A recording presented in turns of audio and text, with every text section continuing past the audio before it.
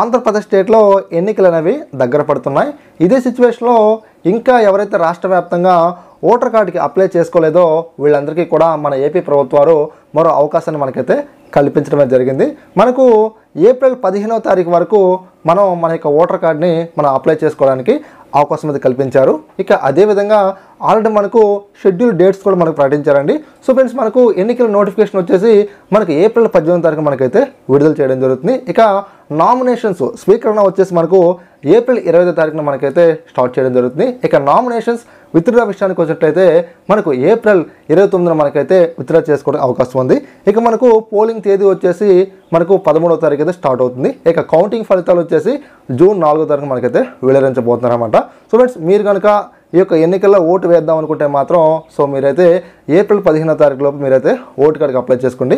Already మనకి YouTube ఛానల్లో చాలా వీడియోలు చేశాను ఓటర్ కార్డుకి ఎలా అప్లై చేసుకోవాలని చెప్పేసి. సో ఈరోజు ఈ వీడియోలో మనమైతే మీరు ఆన్లైన్ ద్వారా ఈ యొక్క ఓటర్ కార్డుకి ఎలా అప్లై చేసుకోవాలి, ఆఫ్లైన్ ద్వారా ఓటర్ కార్డుకి ఎలా అప్లై చేసుకోవాలి, ఇక అదేవిధంగా కావాల్సిన డాక్యుమెంట్స్ ఏంటి, ఎవరి దగ్గర వెళ్ళాలి అనే విషయాల గురించి మనమైతే పూర్తి సమాచారం ఈ వీడియోలో మనం తీసుకుందాం. మనం డిలే చేయకుండా టాపిక్లోకి వెళ్ళిపోదాం.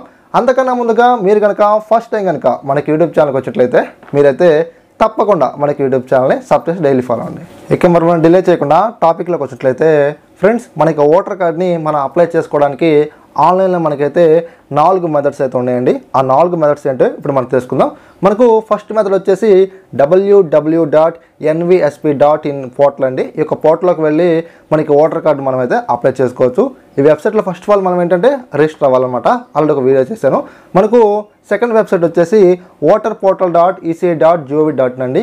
ఈ యొక్క పోర్టల్లో కూడా మనం వెళ్ళేసి రిజిస్టర్ అయ్యి సో మనకి ఓటర్ కార్డు మనమైతే అప్లై చేసుకోవచ్చు. మనకు థర్డ్ వచ్చేసి ceoandhra.nic.in అని చెప్పేసి మనకు ఒక వెబ్సైట్ అయితే ఉంది అవైలబిలిటీగా. ఆ యొక్క వెబ్సైట్లో కూడా మనకి ఓటర్ కార్డు అప్లై చేసుకోవచ్చు. ఈ 3 కూడా మనకు గూగుల్లో దొరుకుతాయి. 3 వెబ్సైట్స్.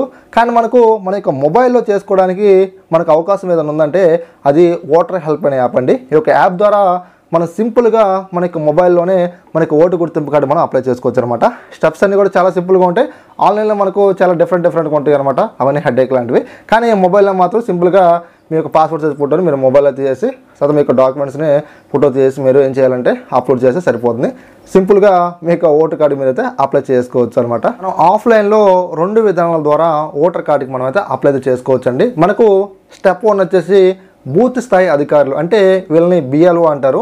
నేరుగా వారి దగ్గరికి వెళ్ళి మనం ఫామ్ 6 సబ్మిట్ చేసి మనం ఓటర్ కార్డు అప్లై చేసుకోవచ్చు.